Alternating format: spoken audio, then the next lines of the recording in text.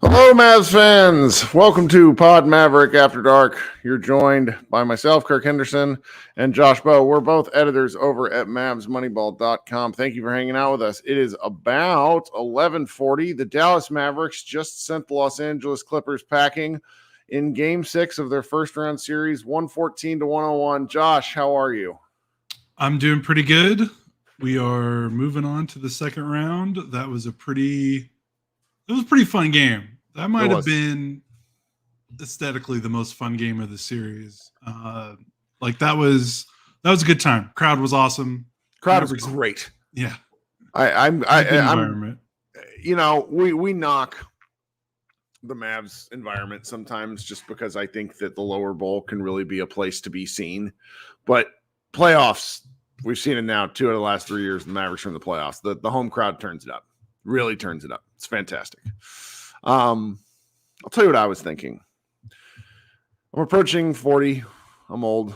And as I'm watching the fourth quarter of that game, it reminded me of the opening scene from the ridiculously 80s classic for The Running Man. Arnold Schwarzenegger stars in it. And at the start of that movie, which I recommend to everyone because it's just so perfect and strange and funny and great action scenes. But there's a part in the beginning where all these prisoners are trying to escape from jail, and it takes them like just repeated attempts to break out of jail. And finally, when they do, there's this like unbelievably weird synth 80s tune that's playing as everybody is running in slow motion as they break out of prison. And that's what the fourth quarter felt like for me, because this has been a long time coming.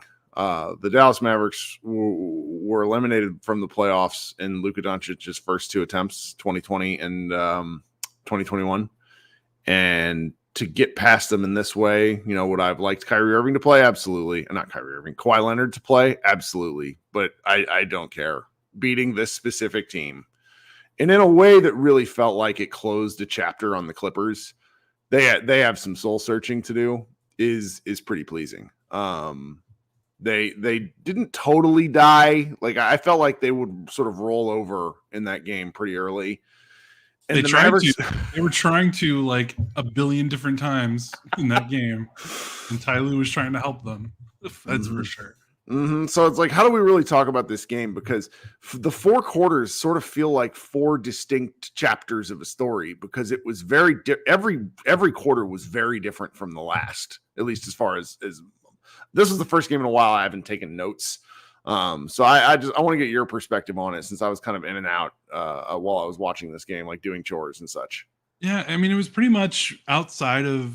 I mean, this game just more and more proved that games 1 and 4 for the Clippers were the anomalies. Like it's just more of, it was game 2, it was game 3, it was game 5 all over again. It was the Mavericks defensive game plan being executed to perfection. And it started right away in the first quarter, where they are not giving up the rim and they are letting the right people want to shoot open shots. Mm-hmm. And it's smothering individual defense against a very unimaginative, not very complex Clippers offense, where they just kind of give it to their 2 stars and just like, all right, go do stuff. And the Mavericks are like, all right, well, Derrick Jones Jr. is going to be Scottie Pippen 2.0 on Paul George, and he's not going to score anymore. And then Harden, is James Harden. And all of a sudden Kyrie Irving is like guarding James Harden.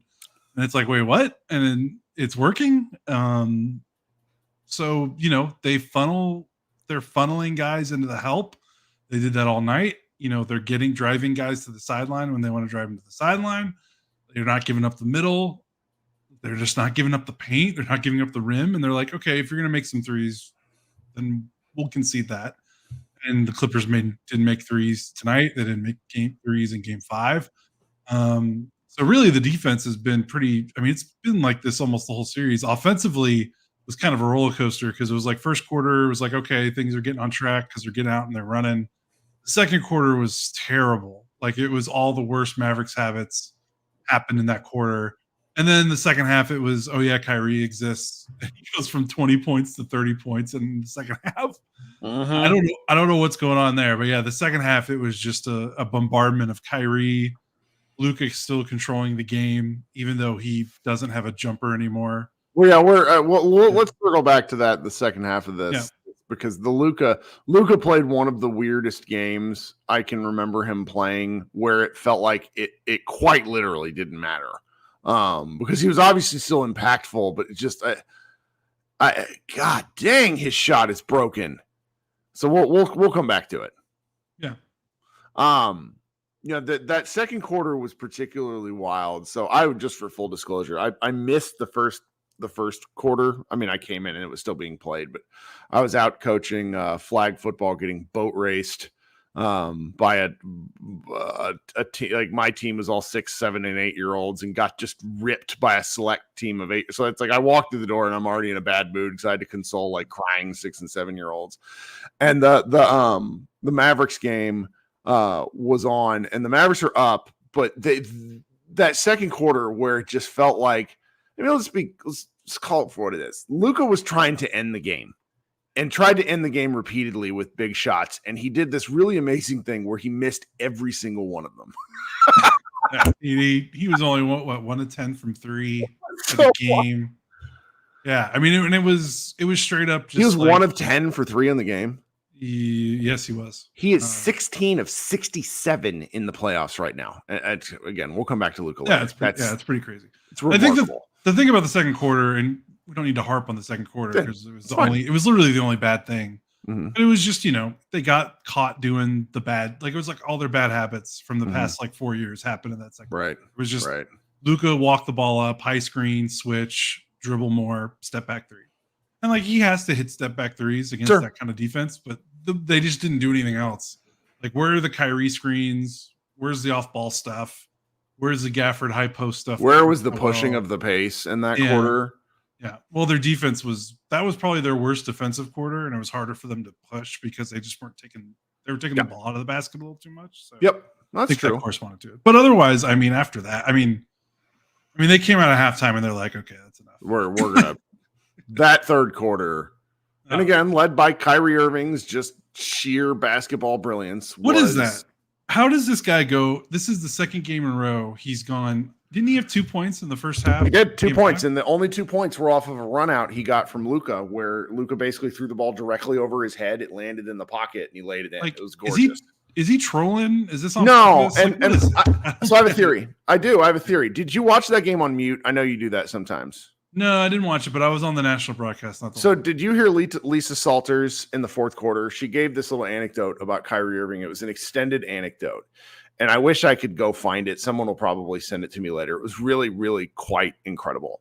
Where what she said was she's talked to Kyrie, and Kyrie said to her that it's the series of emotions that a player like him and other great players go through when they finally meet someone and play with someone that is absolutely on their level or even better, is the emotions that go through a person are quite difficult sometimes.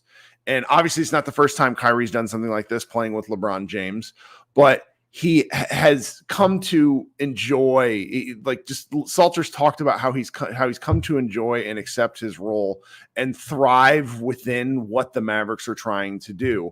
So it's so funny because, we get folks in here almost every game, and it's usually Luka fans or Kyrie fans. And like, to be quite candid, people like that just drive me fucking crazy because I root for the Dallas Mavericks. I don't root for Luka or Kyrie. I root for the team.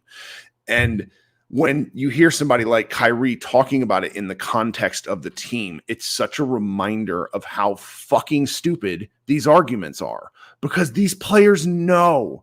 And Kyrie Salters, I mean, she talked for like 2 minutes straight. It was a really interesting part of the broadcast. And it was just hearing from her, and I would like, I want to go listen to it again about Kyrie. So, and it's not accepting a role, because Kyrie's he and Luka are on the same level in this offense. They just do different things at different times. And it's really incredible. Like, we often talk about it. It's like, it's, Batman. It's Robin. It's like, no, this is a pair of headlining superstars that have figured out how to make it work in really, really magical ways that are fun to watch. And, you talked about this briefly before. Offensively in this series, they still have different heights to reach. They just haven't done certain things that they've done in the regular season. So Kyrie turning it on in the third quarter, I mean, there's just got to be something about how he's playing reserved, and he's like, okay, now is my time. Because the third quarter, and again, this is way too long of a soliloquy, I apologize. The Dallas Mavericks, in my entire life, going back to forever, the third quarter has been a disaster zone for so much of my fandom, where it's like, oh shit, what's going to happen now? What did Rick Carlisle do at halftime? What did Avery Johnson do? What did Donnie Nelson do? Oh no, because the Mavericks just die in third quarters. I'm sorry. If you're a 20+ year Mavs fan, you know exactly what the hell I'm talking about. When these guys come out in the third quarter, and it's been this way since like March 1st on, they come out in the third quarter and they're like, fuck this, we're taking over. It's amazing. Yeah. A lot of that, it's Kyrie, because his second half, like, he's incredible in the second half. I just don't like. He's reserving things. Maybe he thinks Luka is a better starter, and like maybe that just works out better for them. Maybe he can feel his way into a game and look at stuff at halftime and come out better. But also, they just have. I mean, I said this after game 2. They're a defensive team now. So when was the last time we've seen a Mavericks team just beat the shit out of an opponent like this repeatedly? Like 2011, everything comes back to the last time I've seen this was 2011, because even that 2022 team, which was much improved defensively, it wasn't like this. Like, it was kind of like that team was really good defensively, because I think they were maybe playing a little over their heads defensively, and they just kind of had some all-time seasons from Dorian, Reggie Bullock, and they kind of just had a connectedness that this team has too. But this team has that connectedness, and they're huge and strong, and they can jump and they can run. But the verticality in 2011 played such a huge role, with Tyson Chandler's like endless limbs basically contesting everybody right at the bucket. This game is more physical than any of that 2011 series. Because you remember Dirk getting to the free throw line a gajillion times against Oklahoma City on little bump stuff. I don't think any of the things Dirk was good at in his prime would get called for fouls now, because anybody gets within 15 feet of the Mavericks basket, the Mavericks just hammer them. I'm not complaining. They're winning, but it is wild to watch sometimes where I'm just like, how is that not a foul? Kind of like the Lakers defense of 2020, except they're getting that benefit. Like, they're getting they weren't getting that whistle, earlier in the season. Yeah. Damian says in the chat, Mavericks held Clippers under 100 for 4 games of the series. Defense win championship. Fantastic. I'm gonna get used to it at some point. And honestly, it's making me overly bullish against the Thunder, because the Thunder are skillful, but they don't have power. And it's a different. I don't know. Jalen Williams is pretty amazing. He's gonna be a problem for the Mavericks. We'll circle back to that series later. But yeah, this was just. I mean, they're just the bigger, stronger, more athletic team, which is, this is the end game of what we've been talking about since they drafted Luka, where it's like, you got to pay for athletes and you got to pay for talent, because the Mavericks, for what felt like the first 3-4 years of Luka being here, outside of the KP trade, they've basically been like, well, let's try to moneyball this. Like, why pay for more when we could pay less for this guy that can do 80% of what this guy does at a smaller contract? And at a certain point, it's like, no, you got to trade the picks to get the guys to get in here and be better. And I think that's the crux of what I'm going to write tonight, because when you think about those first 2 playoff series against the Clippers, 2020 and 2021, the main story was, wow, Luka is incredible. He is amazing. And the rest of his roster stinks.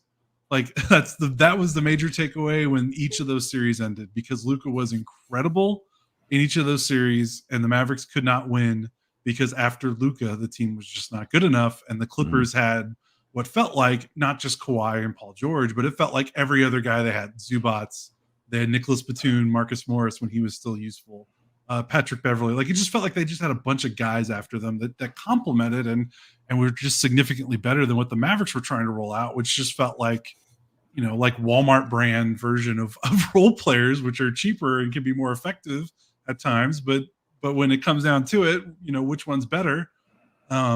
It was the Clippers role players. And now this series, this was probably, Luka was still overall pretty good in terms of like impacting winning, but this might have been Luka's worst playoff series by the way. It's might have been. He's not played that many, and it absolutely was. Yeah, like he shot under 40%, or he shot right about 40%, under 25% from three. He's never shot that poorly in any playoff series. And the Mavericks won, and they won pretty convincingly. And if Luka played like this in the 2020 and 2021, the Mavericks would have gotten swept in both of those series. Now they're winning in 6 games. So that's the difference. They finally got over that hump and have churned through the roster and found the right guys and have paid for guys, because these guys weren't cheap. PJ Washington, first round pick. Daniel Gafford, pick swap that they used to get another first rounder. Kyrie Irving was a first round pick, and your starter, Dorian Finney-Smith. Like, they didn't bargain bin shop, except for Derrick Jones Jr., which is pretty amazing. But for the most part, all these new guys that they've gotten, Dereck Lively, top 12 pick. That's not nothing. Like, they finally spent on talent, and I think it showed in this series. And it's the difference from 2024 compared to 2021 and 2020. That's right. Well, guys, we're the halfway point in the show. Now is my every show shilling attempt, where I'm going to ask you, those of you who are here live, please consider going down and liking the stream. Those of you who have not subscribed to the show, please go ahead and hit that subscribe button. We are 100, actually it's under 100 away from 3,000 subscribers, which would be pretty exciting. And effectively, Josh and I had a randomly set goal of 5,000, but I didn't know what was achievable during the year, and we've gone from a little over 1,200 to almost 3,000 over the course of the season. After this show, I'll be hosting the secondary live show until the wee hours of the morning, where we can celebrate this victory, and you guys can come talk basketball with me or anything else that's on your mind. Those of you who are listening on the audio stream, please go ahead and leave a review. If you want to talk basketball with me, there's various ways you can reach out to me. Very pleased and enjoy this community that we have. And it is a lot of fun, and I'm looking forward to doing it for at least another 4 games, at least 4 more games, which is pretty fantastic to say. All right, now before we get back to the show, I'm going to insert some audio ads. For those of you listening on the stream, please, I'll be right back, and we appreciate you guys hanging out. Okay, before we get back in it, we also have a couple of people who've left us tips. Want to give them a shout out. Wade Lamb says, I got to travel early tomorrow morning, so my wife isn't going to let me stay up late for this show. I'll have to listen tomorrow. Thanks in advance, Kirk and Josh. Go Mavs. Shout out to you, Wade. Really appreciate that. And shout out to Albert as well. Albert left us a tip saying third quarter was great balanced attack from many. Josh and I are always very grateful for the super chats and the tips. That's very helpful to us. All right, so what else should we talk about on this one before we get out of Dodge? Because I think we'll probably do another show about the Thunder prior to that, not only because the content mill never lies, but never stops, but because I'm tired. Yeah, I can't think about another team right now. Right. We have to say it. Remember, one of the things going into this series that we thought could be a potential disadvantage for the Mavericks was coaching. Yep. And decidedly, Jason Kidd, even if you want to call it by default, because Ty Lue seemingly just made a bunch of self-inflicted mistakes, the Mavericks outcoached the Clippers in this series. Now it's easier to do that when you've got a roster that's relatively healthy, although Luka was definitely banged up, and missing Kawhi makes things awful. But basically, when every inexplicable coaching moment, anytime I was like, "What is he thinking? What is he doing?" That was almost always with Ty Lue and the Clippers. Like I almost never thought that with Kidd and the Mavericks. I know some people were really mad about that Game 4 ending and how the Mavericks were guarding Harden, and I understand it didn't work. And we wrote about it. I wrote about it. We talked about it, but that was less like, I don't know if that felt more like coaching and more just like they tried something, didn't work, and they didn't adjust fast enough, which is different from what we usually complain about with the coaching staff, which is like, why aren't they doing anything at all? Like they're just not. I know some fans were maybe mad about some timeouts called throughout the series, but really, like, I don't know what Tyler was doing, like starting PJ Tucker when you're in an elimination game in the year of 2024, when you're getting killed by a defense that's mauling you. Like, good luck. Like, Tucker was terrible. Like, his numbers look okay, but like the Mavericks weren't guarding him. And then in the third quarter, like Luka can't make a jumper to save his life, and they start double teaming Luka in the pick and roll, and the Mavericks immediately, boom, boom. The first 2 possessions in the second half where Ty Lue decides to send 2 on the ball, and Luka, corner 3, PJ Washington, Dereck Lively fouled at the rim. 5 points, I think. I don't know. I can't remember if Lively made both 3 those, but they scored on both possessions. Yep. Like, and I was like, that's it. Like, what are you doing? Like, me and you have talked about this, and I'm a little concerned for other NBA coaches, like what's going on. Good for Mavericks fans, but like we've talked about this.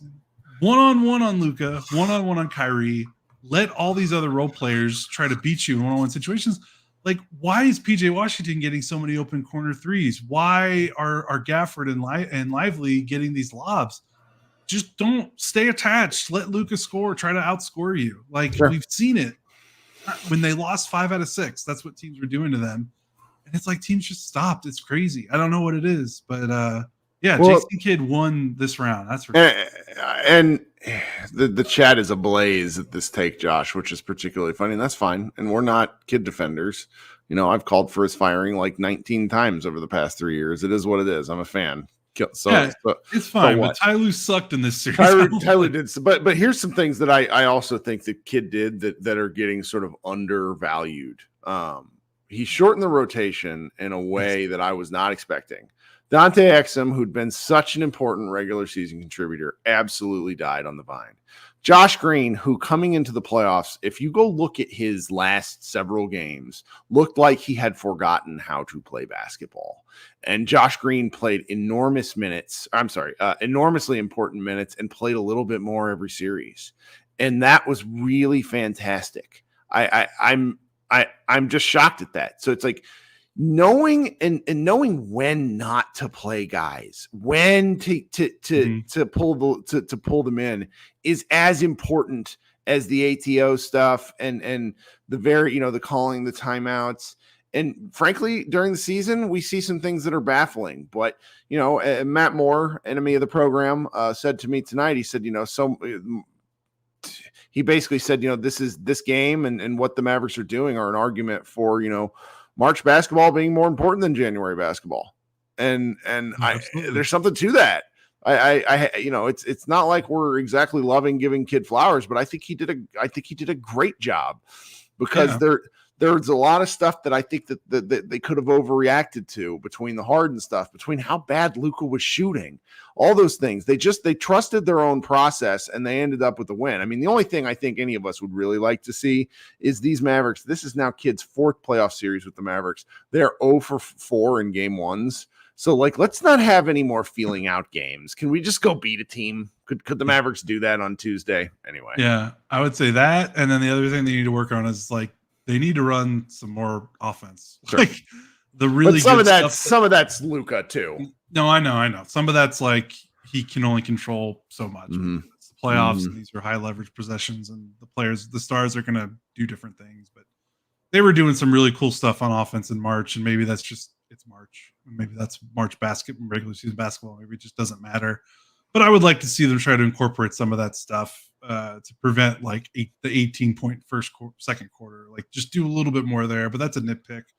Yep. I really like your point about the rotation stuff because lineup wise, they were pretty there was not like a terrible lineup that he stuck to for a very long time. Like in comparison to Lou in specific, who kept doing like, what is happening? Lineup changes. Yeah, like it took Lou till an elimination game to cut Westbrook out of the lineup, even though he'd been killing him all series. Took him till game 6 to cut Mason Plumlee, who had been killing them all series.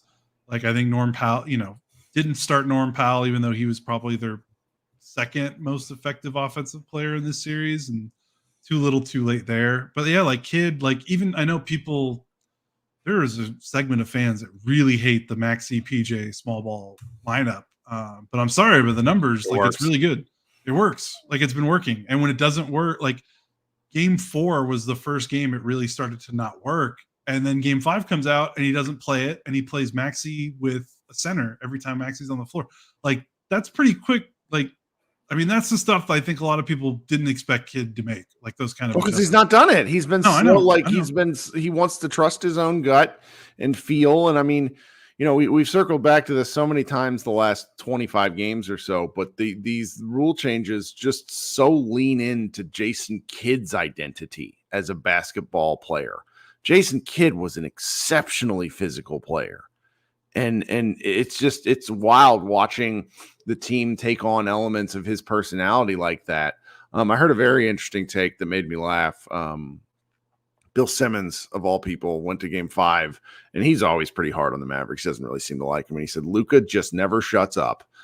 But one of the side parts of Luka always chattering, always talking, is that a lot of the Mavericks have seemed to taken on and he named Kyrie specifically, have really adopted his like absolutely manically insane energy and honed it into vibes being fantastic, because the team doesn't necessarily adopt Luka's, like complaining and such, but just because Luka plays basketball ferociously. Like there's no way you could argue against that. And so that was just kind of an interesting take and something I've been thinking of in relation to both their offense and their defense. And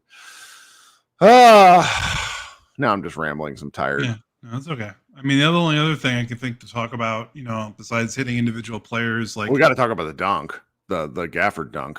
Yeah, Gafford, his best game of the series. So Gafford, for everybody who didn't see this, and I don't know what you're doing in here if you didn't see the game, Gafford put a shoulder into Zoo and drove him under the basket and dunked on him in a way that felt like a manifestation of exercising demons. It was incredible.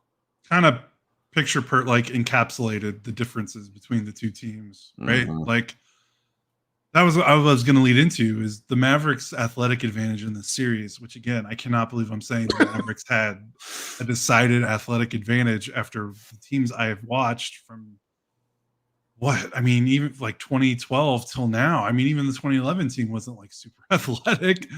I mean, they dominated the steals blocks almost every game. Combined 10 steals, 10 steals and blocks tonight. The Clippers had 6. Like almost every game, the discrepancy was that big. The Mavericks would have like 13 or 14 steals and blocks, and the Clippers would have like 8 or 9. Yeah. And it's like, I know that's not everything. And I know that's like steals don't necessarily tell you, or blocks tell you how good you're playing defense.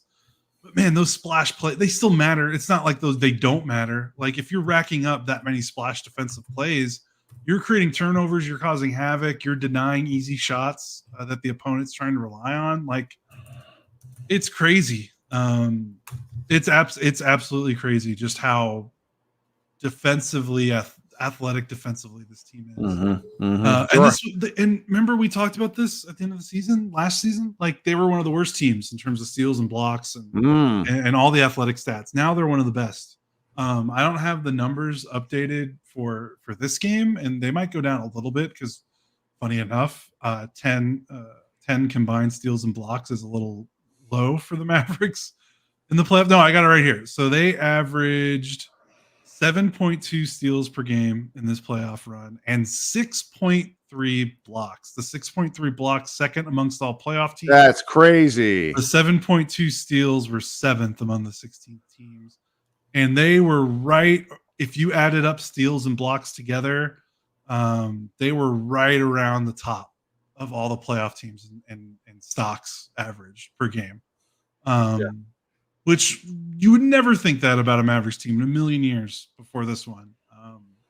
So it just goes to show just how dominant defensively this team was, and That's right. They made the Clippers look slow and old, and that's like been what teams have been doing to the Mavericks for the last few years. Gerardo in the chat asks, he's like, why does this feel so anticlimactic? And the answer to that is Josh and I are old, and we just don't have the juice after a long week of work. Because I tell you what, man, that game 5, I had a great time. Don't get me wrong. I was up till 3:30 in the morning, and I just can't do that anymore. And I will keep doing it. Like, I just need to inject caffeine directly into my eyeballs. But yeah, I mean, that was like, we've not, we briefly touched on Lively. We touched on some of the other players. It's, I'm just. I wouldn't even talk about the offensive rebounds. Sure. 10 offensive rebounds in the first quarter, most in a playoff quarter since 2007. New York Knicksian.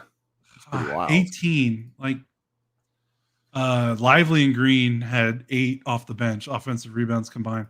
Our team's gonna scout that, like, when Josh Green's baseline, he's gonna sneak baseline and grab an offensive rebound. I don't even know if he's supposed to, because it feels like he makes a choice where he's like, you know what, I'm gonna go in here and poke the ball. He gets it like every time. Like, our team's gonna be like, hey, when you're guarding Josh Green in the corner, maybe put a body on him. But like, credit to Green, like that's the other team's problem, not his. Like, that's true. That's what he's on the floor for. I thought it was hilarious when the Clippers went small in the third quarter, I think. Their first sub went small, and Lively was on the floor, and I think he grabbed like every single offensive rebound that was available to him. Because like Paul George was guarding him, and he was like, "I'm not boxing out there, Lively." And Lively got That's great. 5 offensive rebounds. So there you go. I don't know. Anything else you saw? I mean, trying to think of anything else that I saw. I saw right before the game, I saw the 2001 Game 5 comeback game winner from Calvin Booth over the Jazz a million years ago. And I saw Mark Cuban storm the floor with the Mavericks in a collared shirt, and it just tickled me to pieces. Like, I was just sitting in traffic watching it. Just made me think about that. Seeing the Mavericks close out a game at home, or a series at home, pretty awesome. Want to circle back to how cool I thought the crowd was. That was really something. Oh man, Maxi got hurt. Maxi got hurt. Yeah, we're gonna have to watch that. I mean, I'm glad he didn't die. I mean, look, I'm a proponent of the charge, but what the fuck was that? That was a dangerous ass play by that guy. Like, either take the charge or don't. Like, that felt like pulling the chair out. Like, that was nuts. It does, but also not to literally kick someone while they're down. I don't know what possessed Maxi to try to take off from in between the restricted. Look, man, I like the theory that he's got a new girlfriend, because like Maxi always does crazy shit whenever he's dating a baddie. So there you go. We'll see what happens. Okay, guys, I'm gonna let Josh go because it's 12:15. I'm sure he's delighted about that. He's probably gonna go edit some stuff for Mavs Moneyball. We had a late. We mixed up who's doing the recap tonight, and our guy Jordan did it over at Mavs Moneyball and just turned in 1,200 words, which is hilarious because he always makes fun of our other writers who write anything over 800 words. So go read that tonight. If anybody wants to talk to me about basketball or anything else, I would love to hang out in here with you guys. So we got a couple more people who want to give shout outs before we go. Leo, shout out for the tip. He says Josh Green Island is turning a profit. And Billy says, and Billy left us a tip. Thank you so much, Billy, for that. All right, guys, I'm going to click the ridiculous intro music. You guys can hang out. Everybody else who is listening on the audio stream, be sure to listen or look into your stream some point on Saturday. Josh and I will be back before the Oklahoma City series. I don't know when. He and I are horrendous about scheduling things whenever there's like not basketball games that actually force us to do it. But we'll figure that out. And everybody have a great Saturday, and we will talk soon.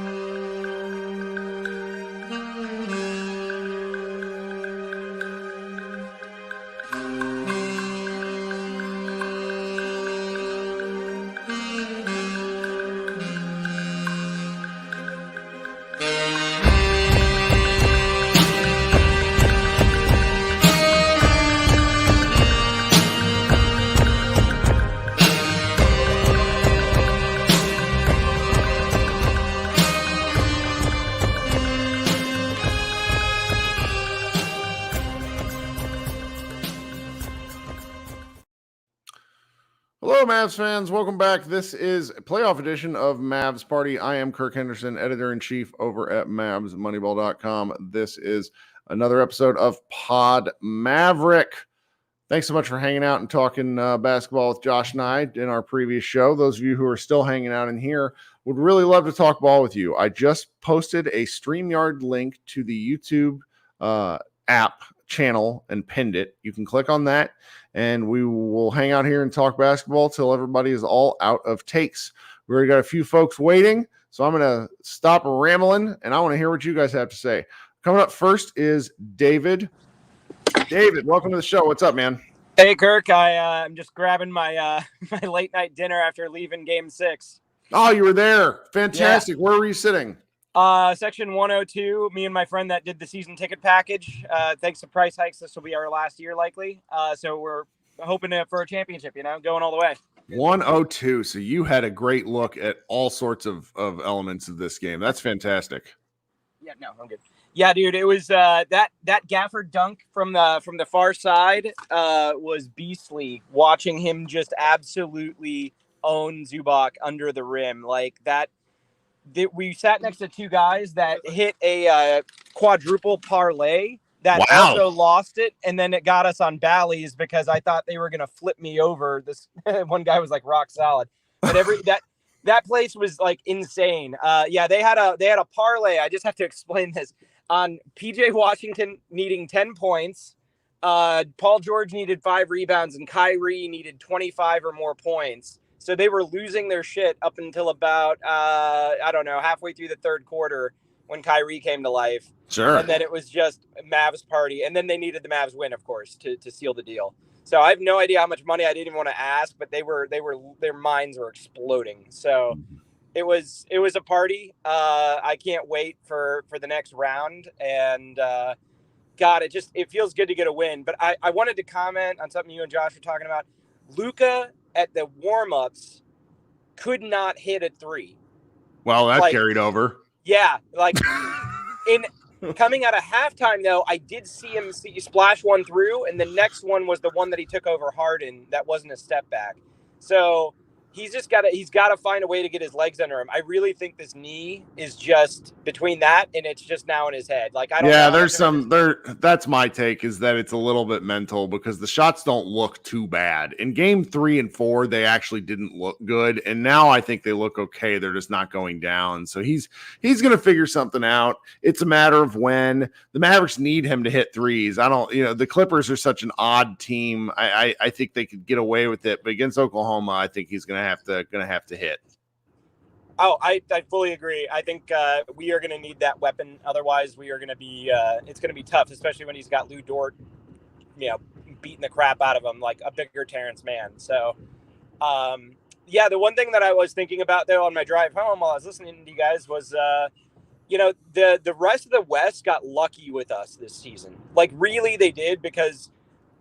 The injuries at the beginning of the year really hid some of our better defensive players that were starting to round into shape, like obviously Lively being a rookie and DJJ finding his groove.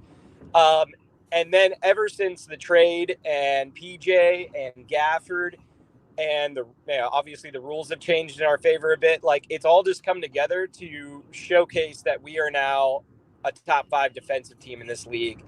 Coupled with our scoring, it's absolutely wild. And I think honestly, they're lucky that we're only a 5th seed this season. Like they got really, really lucky that we don't have home court and aren't a top 3 team right now. Yeah, the lack of home court, it really makes. I understand why the Mavericks didn't go for it, but it almost makes you wonder if they would have pushed and hadn't gotten lucky in those last 2 games, if this would have been like a 4-game sweep.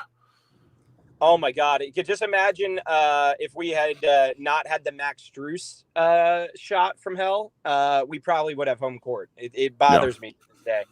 But the just the thought that like this team is really like way underrated, way underestimated. I hope the national media is really paying attention besides Tim Legler.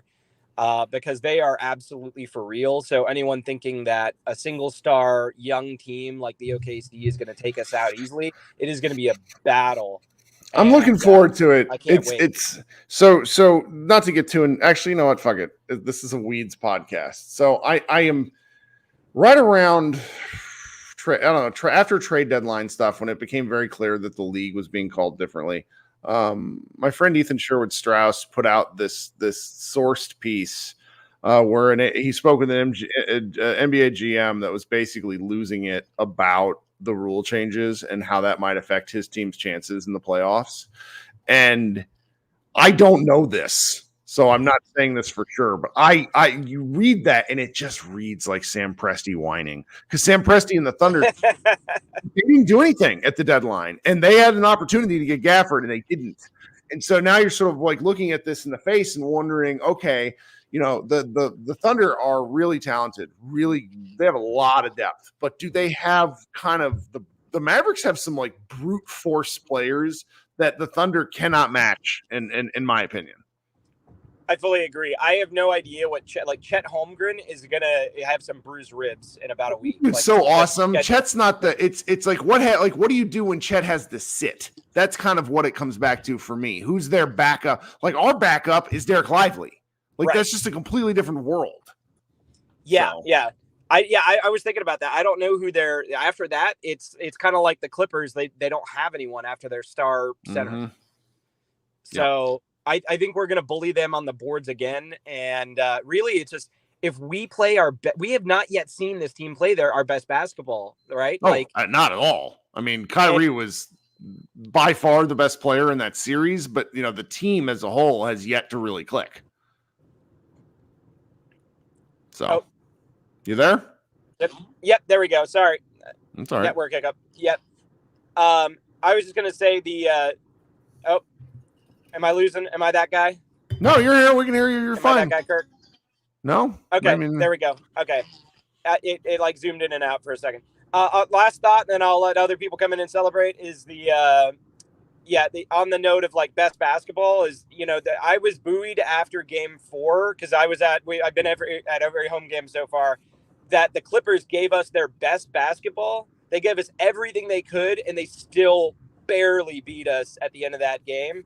So I'm psyched. I'm here for it. Like, we took their best shot, and that must have actually been deflating at the end. Like, I'm sure they felt a little bit good, but it's like we had to shoot 60% from 3 just to eke out a win against the Mavericks. Like, you got to, like, that's when you realize the monster's like invincible. Like, you're screwed.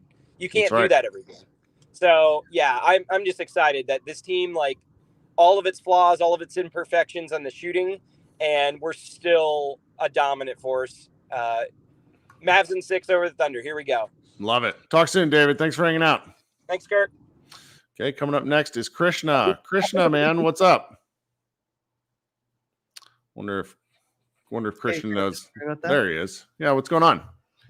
I'm good. Can you hear the fans in the background? No, it's all right. Okay, if you need to, I can stop them. You sound good. This is awesome, Kirk. It's kind of weird. I know, like, there was mention, like, it feels anticlimactic. I don't know. I've watched that Pistons Bad Boys documentary all those years ago, and obviously The Last Dance, but it does kind of feel like that moment, right? Where maybe it's not like necessarily the same kind of demon, but it is frustrating. You lose to the same team twice in a row, especially more than the bubble year, because I think obviously KP being injured sucked. That second season, that second series in 21 especially sucked, especially, you know, God, I'm saying especially so much. You're up 2-0 and you lose 2 games at home, and then game 6 is a Kawhi robotic performance, and then they collapse the rest of that playoff run. Kawhi gets injured. Like, you played them at their healthiest in both of those series, and so obviously it sucks that they weren't healthy, but Luka clearly wasn't healthy at all this series, and it's this has been roster construction that I think you and Josh and so many Mavs fans have just asked for. It's sad that we asked for competent roster construction, but it's so long. Let's overanalyze this for a bit. I think the concept of playing Luka with great shooters over athleticism makes a hell of a lot of sense. Right up until you run up against great athleticism. And that was really one of the Mavericks like chief problems, was they kept getting the crap kicked out of them by much more athletic teams. And now we're on the other side of it, where the Mavericks were the significantly more athletic team. And I still think that, maybe their shooting might bite them in the ass. Like there's just the Mavericks have some touch and go shooters. There's just no other way around that. But the fact that they seem to be able to get into the paint and get to the rim a lot makes up for a lot of that. And in our older Mavericks teams, where we're watching teams that had some good shooting, Reggie Bullock was amazing in 2022. Same with Dorian Finney-Smith. It's very different. And I still can't believe we're winning this way, but it works. No, I agree. And I think a lot of it is luck, right? Like last year was luck in the sense that, you are out of the play-in, but like it's kind of luck that you lost some of those games. And obviously the team was also bad, but you got lucky again. You stayed at the 10th spot. You got lucky again. OKC wants to trade with you. You got lucky again. Like you had so many things that did have to go your way, but you still have to make the right decisions in those moments. And like you had talked about with that podcast earlier this week, we had the other the other optimal roster that we constructed around Luka, which is an all shooting roster. Yep. But there was a clear limitation with that team. And it was that one, it's hard to have a real 5-out offense. There are a few centers who can actually shoot the 3, at an elite level. And there was a clear limit to that team. And it was that you weren't big enough and you weren't physical enough and you weren't good enough on defense, that you're shooting, which is always going to be inconsistent. Like we talked about it at Game 5, that this Clippers team only won because one, they had 2 historic shooting games, 60% and then 50% from 3 in games 1 and 4. Right. Plus, the Mavs had 2 historically bad offensive quarters in those games. Just one bad offensive quarter, historically bad, no excuses, but they were bad. And you lost those games. But the thing that's been consistent and also has gotten better in this, shockingly, is the defense. Yep. The defense has held up strong. And, you talked about it with Josh. This team is completely constructed different. And, you've talked about it again. It's that you're athletic and you just play defense. You have a baseline level of defense and you trust in Luka and Kyrie to make the right decisions on offense. Now, are they doing that the entire series? I would argue there have been moments where I've said Luka is not making great decisions, but you've constructed a roster where it feels like bad decisions aren't going to kill you all the time. Mm-hmm.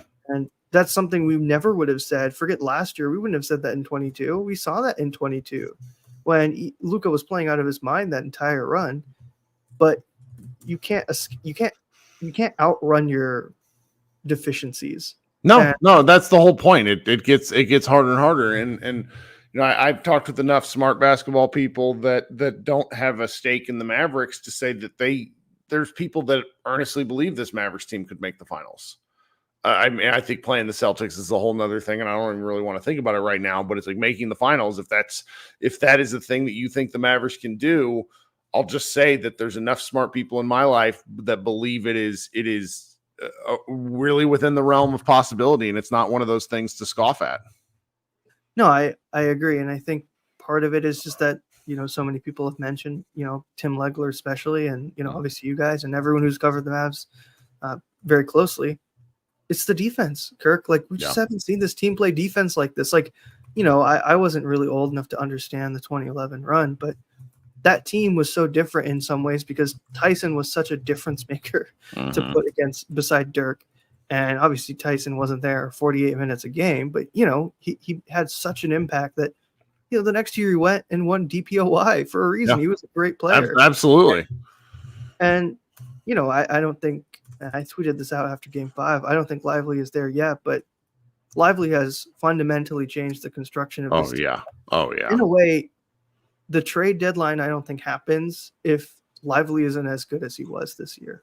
I agree. I agree with you, man. I think they double down and they say, hey, look, we're good enough. We're already a semi-good team with one good center.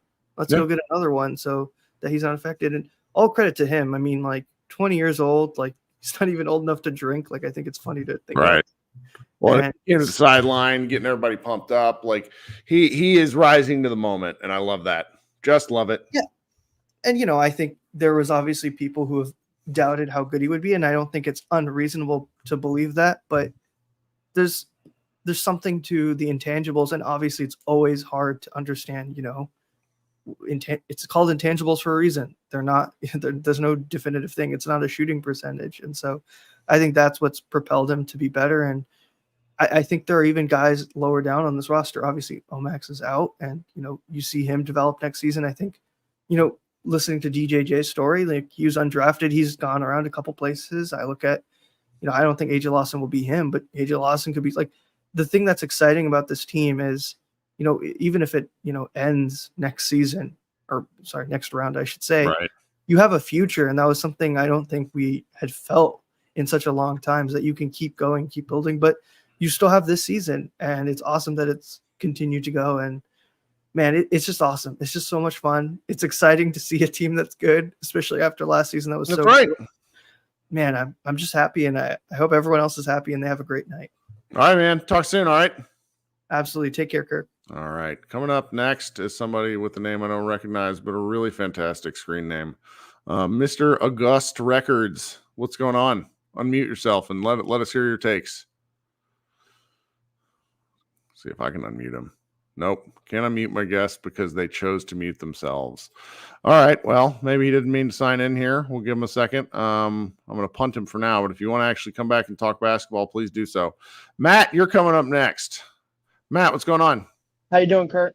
I am dragging ass, but I am powering through because this is what we do this for. The playoffs are fucking great. Oh, well, first off, thank you for convincing me to go to the game. I'm in the Dallas airport. You right went! now. Yeah. Yes! It's fantastic. I'm in the Dallas airport by myself. Me and the only people in here. So, that's fantastic. But yeah, it was awesome. And I wanted to say the first person that was exactly right. We and my sister got there. Luka did not hit a 3-pointer for 25 minutes. Like he could not make anything. And I'm like, we're in trouble. But just two observations real quick from being at the game. Right now, since Luka's knee is hurting so bad, I know he struggled the second half, but man, how he started that game, he totally took control. I just think with that knee right now, he can only do that for a half. And I think we got to try to get Kyrie involved. But do you almost see this as a plan? Like they're just gonna we're gonna let Luka attack right now while his knees, and then we're just gonna go to Kyrie when we know at the end. Like you get what I'm trying to say? Because yeah, but I sort of think that no one on planet Earth believes Luka's actually hurt. Okay. That's really, and so I think at a certain point you're just chancing I didn't fate. either until this game. Sorry. Yeah. No, it's fun. I didn't until at this game, and then you're like, oh, he the difference between the first quarter and the first half and second half. You're like, yeah, he could not move to save his life. But that's what I've just. He sells it though. Somebody in Mavs Moneyball Slack said he was running like John Wayne walks, and I just it's like, man, can you, if you're that bad, get off the fucking floor, like run back or don't. It's so difficult with him. And then sorry to interrupt. Then he won the one play in the fourth quarter. I don't know if they showed it on TV. Him and Russ were chirping really bad at the end of the bench. The one time he was walking he couldn't even walk, and then he's walking over sprinting over to Westbrook to talk. I'm like, come on, Luka, what the hell? He'd be a great professional wrestler. That's my takeaway. Oh my God, yes, yeah. So that was just one observation. Two, and this is going to OKC. I do think they're the better team, but one thing I think our defense is going to do really well with is I think what we struggled a little bit with Zubac, because once he got in the post, we couldn't really stop him. Gafford and Lively, it's shockingly because they overpowered him. If Chet's threes aren't falling and Giddey's threes aren't falling, they have two. I love Chet, but Lively gave him problems. That's almost two non-scorers. I think Luka's gonna. I don't know. I think this is going to be a really good series. I like OKC's talent, but I don't know. I think that's really good. I think Giddey is really going to be that key to next round. And like you said, as soon as you take out Chet, who's that backup compared to Lively and Gafford? You saw that one game we blew him out by 30 points. I know it's a regular season and it's 3 months ago, but that was still eye-opening. But yeah. I'm really glad you went. That's fantastic. It was awesome. Yeah, first game in American Airlines. I got to go back. I'm from the Baltimore area, so it's good to see playoff basketball instead of having to deal with the Wizards all the time. So that's great, man. Thank you, Kurt. Have a good night. You too. Man, that's crazy. I can't believe I actually talked somebody into going to a basketball game. That sort of stuff's wild. All right, we got 7 people waiting, so we're gonna try to fly through so I can go to sleep at some point. Micah, you're coming up next. Micah, what's up, my friend? Man, that was great, Kirk.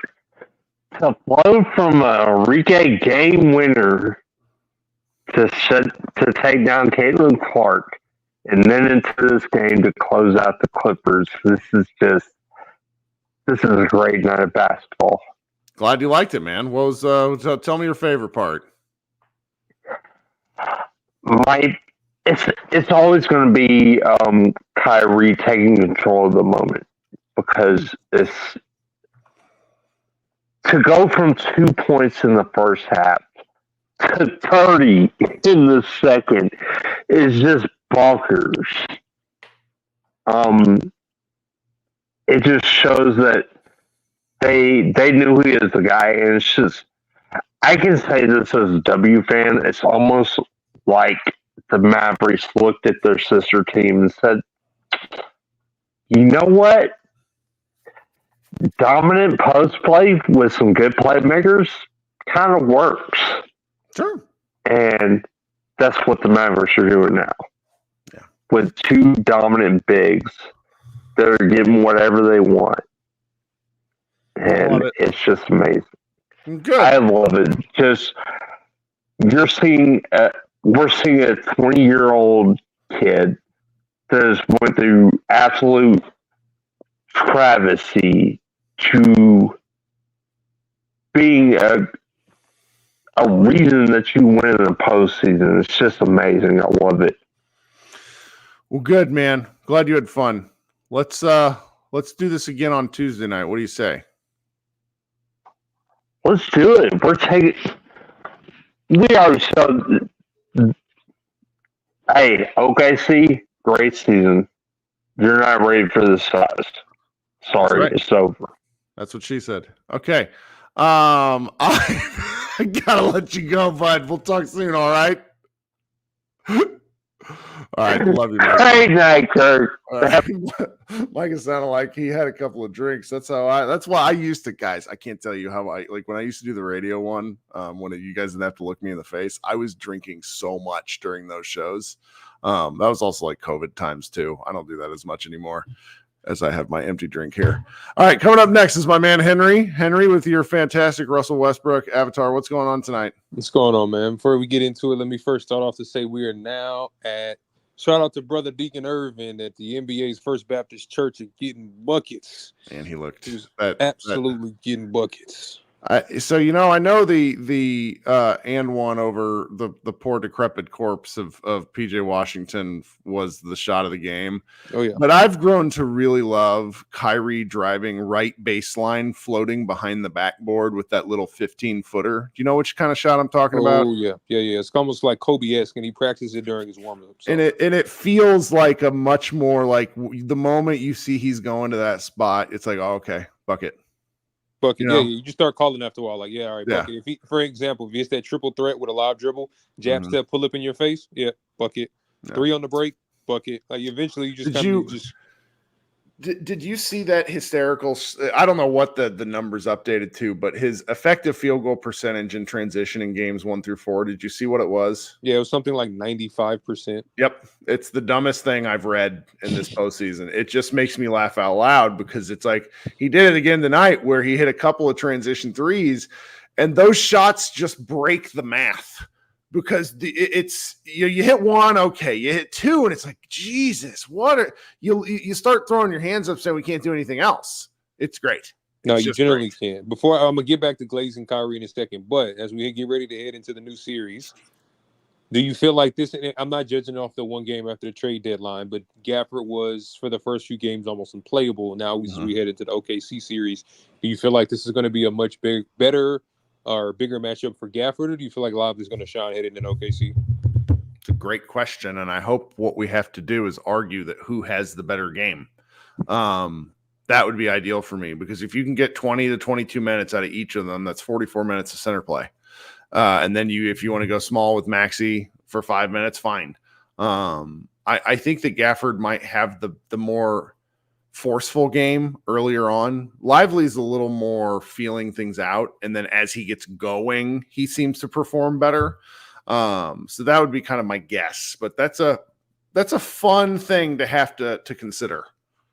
I'm worried about both of the Jalen Williams. The previous guy who's saying wondering who their backup center is the light-skinned guy, also Jalen Williams, that can somewhat stretch the floor and is pretty physical, but takes a gajillion charges. Yep. He wasn't he the guy at Arkansas? Sounds right. He was great. They're gonna piss us off because all of a sudden they're just gonna have like 11 guys who do something. I mean, Cason Wallace played up the street from me here and is just a terrifyingly good basketball player. Yep. So they do have Isaiah Joe, right? Oh yes. God, I wanted him for the Mavericks back in 2020 because he was taking like 3,000 threes a game. I think also at Arkansas, weirdly enough. He's a flamethrower. The Mavericks are going to have to, this is going to sound stupid after the Clippers series because Clippers shot the ball so well. The Mavericks are going to have to defend the three better. Oh yeah. And as I leave here on the note, a lot of people were making excuses for Dame, saying once he gets alongside a star, yada, yada, yada.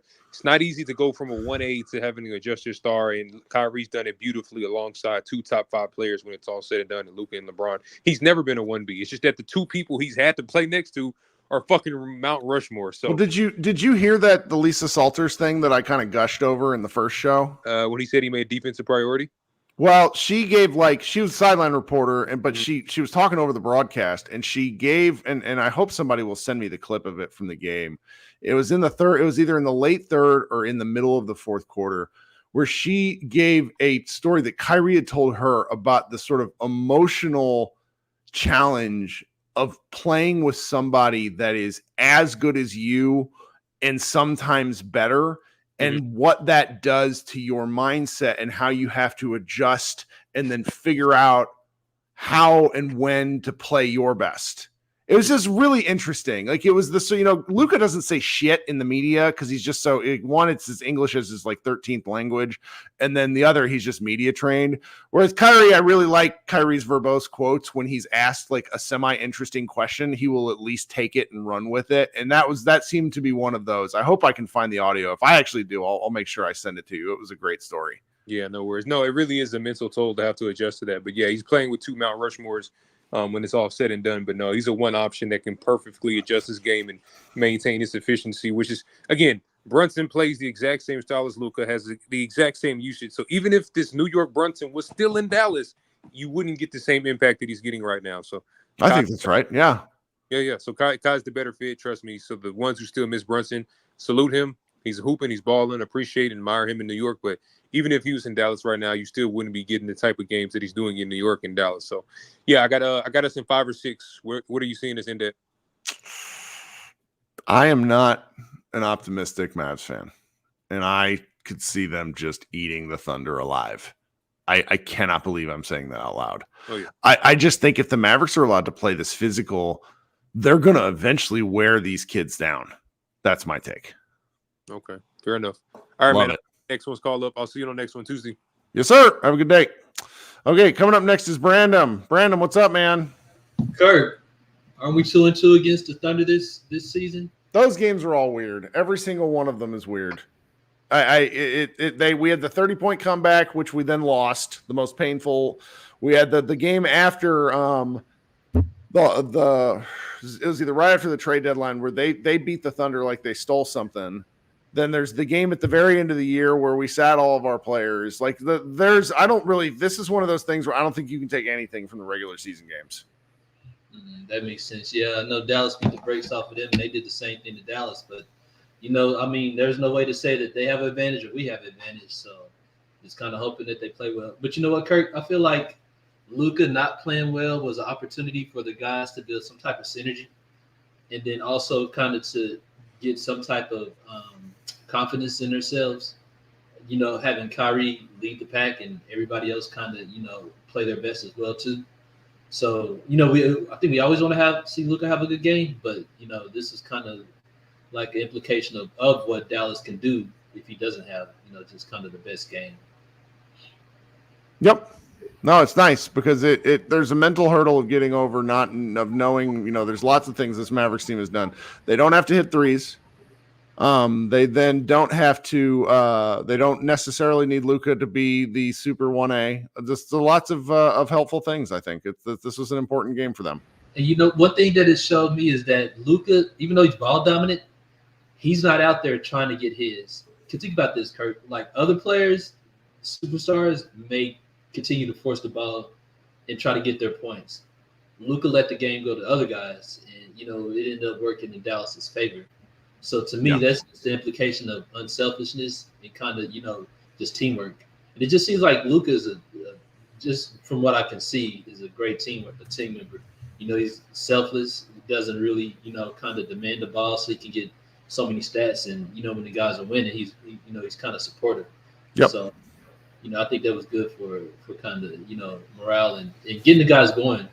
Sure. But I mean, to me, I feel like it's going to be how the bigs play against Oklahoma City, because if they not the point where they get bodied, but if Oklahoma City just blows by them offensively and Dallas can't defend them in the paint, I think it's a wrap.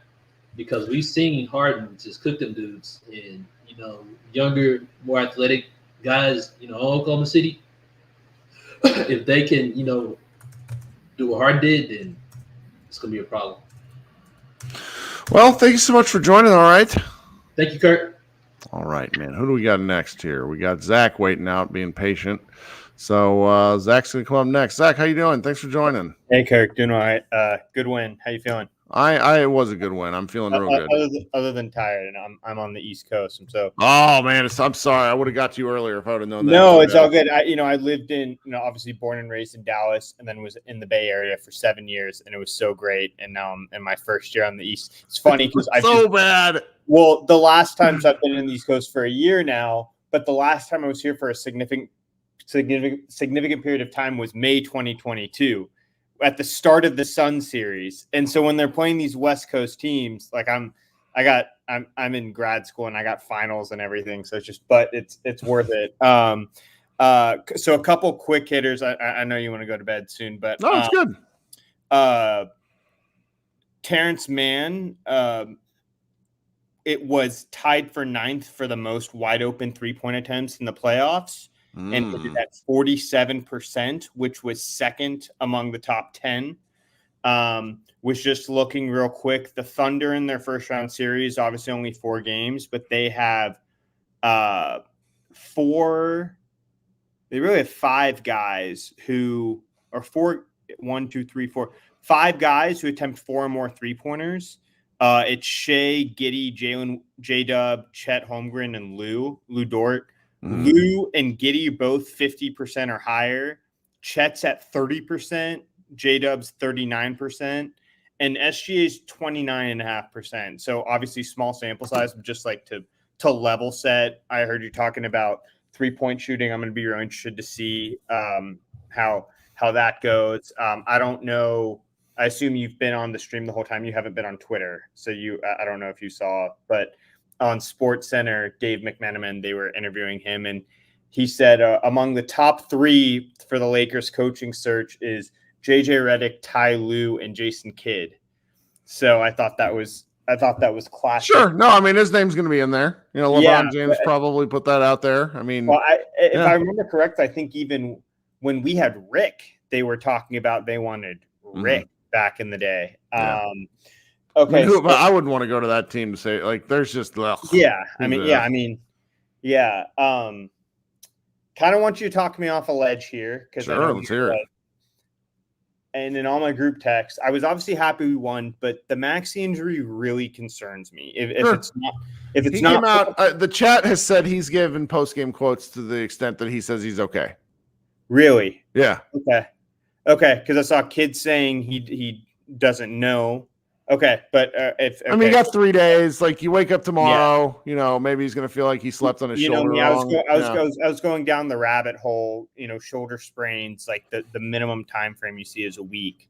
But hopefully, if we are shorthanded with him, that would be a bummer. So okay, so you're not too concerned about that. Like, let's say he does miss a few games. How That's going to be a problem. It is. it will be, right? Like Yeah. I feel, I feel. I don't think it's like, but if you know in advance, then you adjust around it. It's the end game stuff that's really hard to deal with.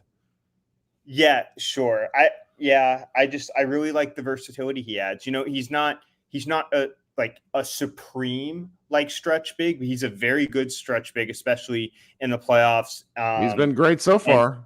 And his highs with the role he plays is so valuable. No, he doesn't hit it regularly, but like in game 5, like he was crucial for that.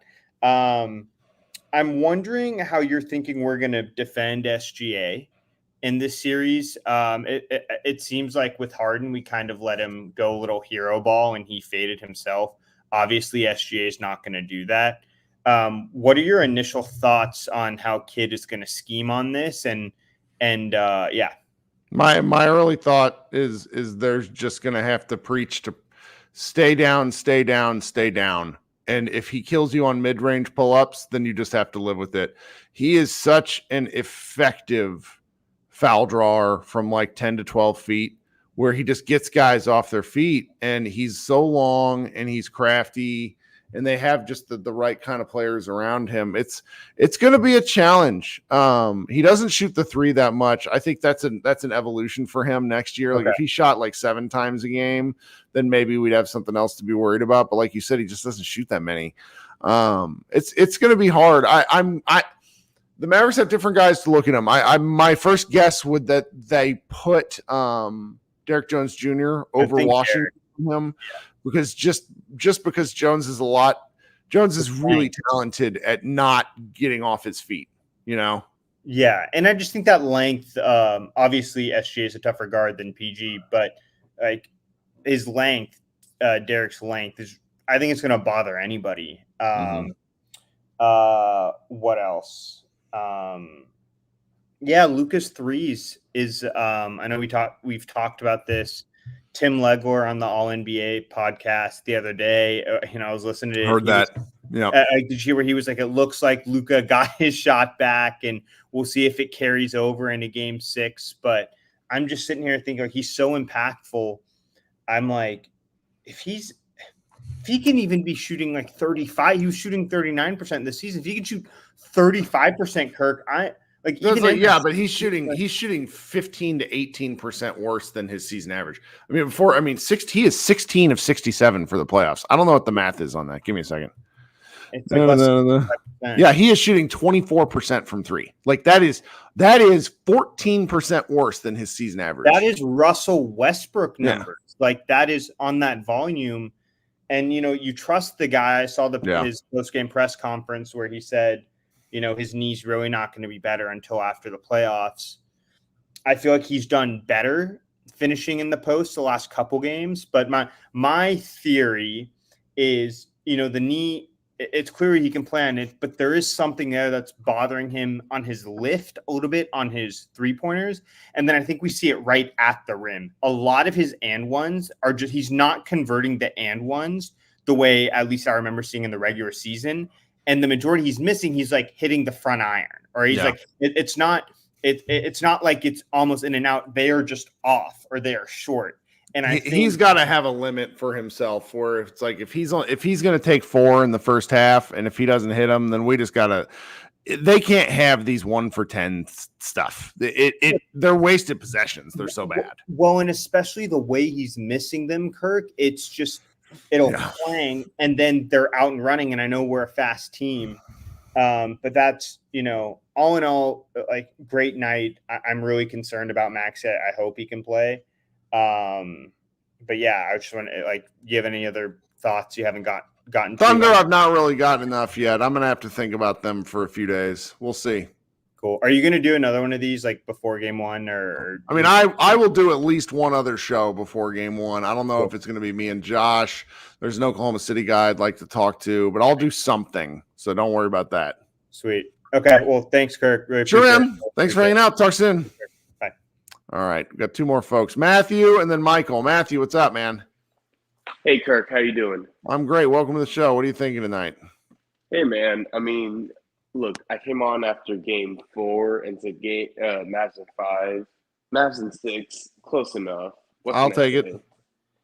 But look,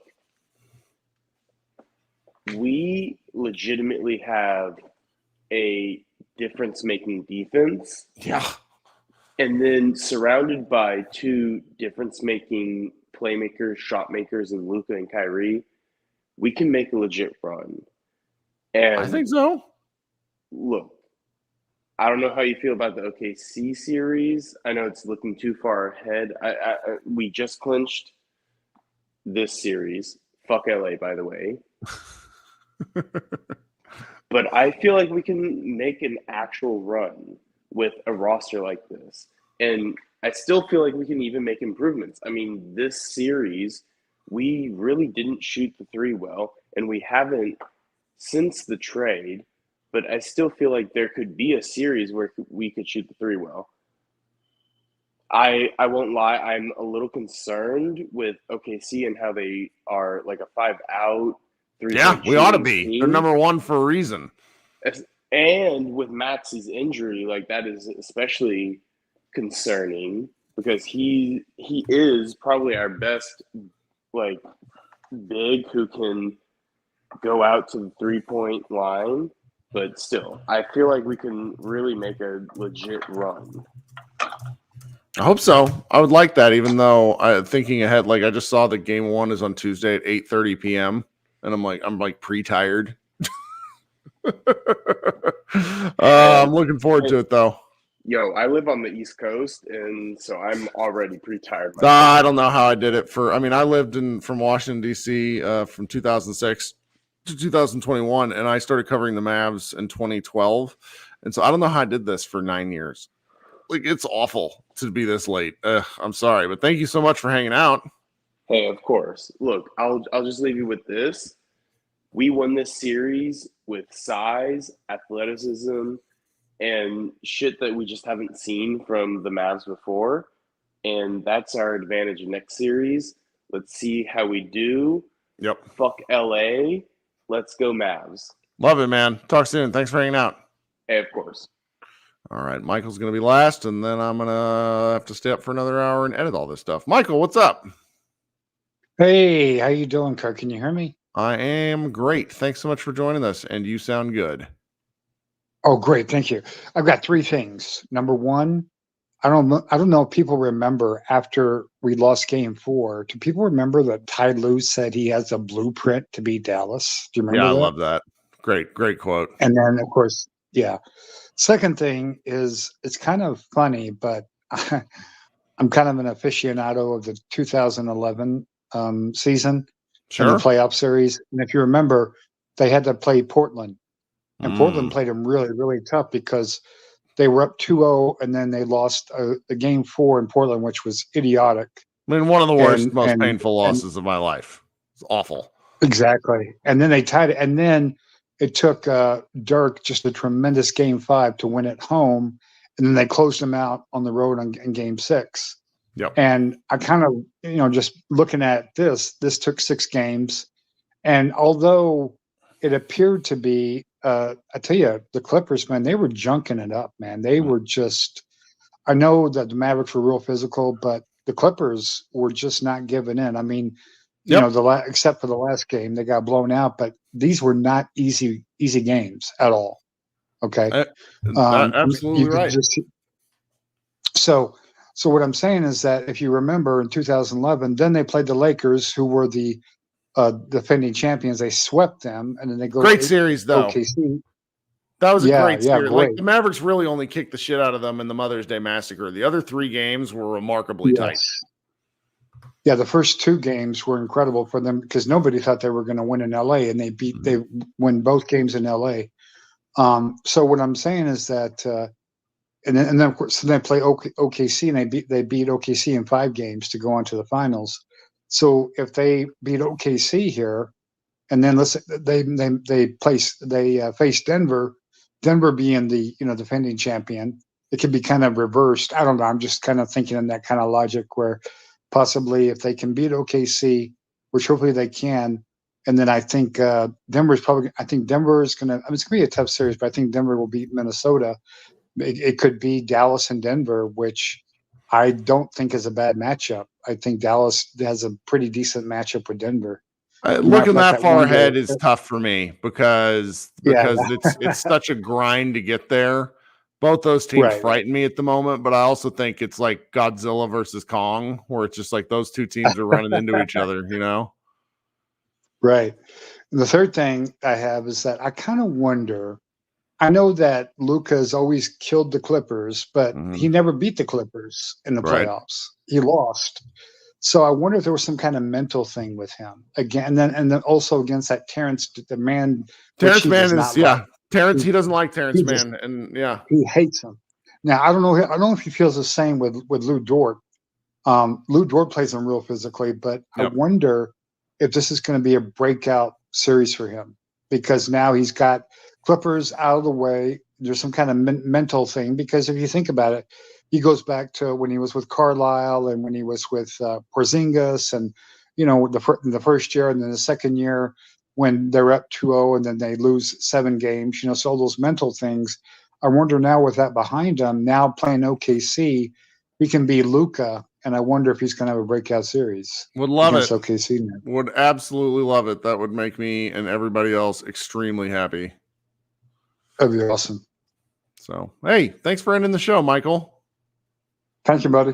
All right, talk soon. All right, guys, this show will be up live on the podcast stream Saturday. I don't know when Josh and I will record again or what's going to happen next, but I'm really grateful that we get a chance to keep doing this. It's a lot of fun. Thanks so much for hanging out with us. Those of you who are watching the show later, please go ahead and leave comments and all that stuff on the main video. Consider subscribing to the show. We're almost at 3,000. Everybody be good, and we'll talk to you guys later in the week. Go Mavs.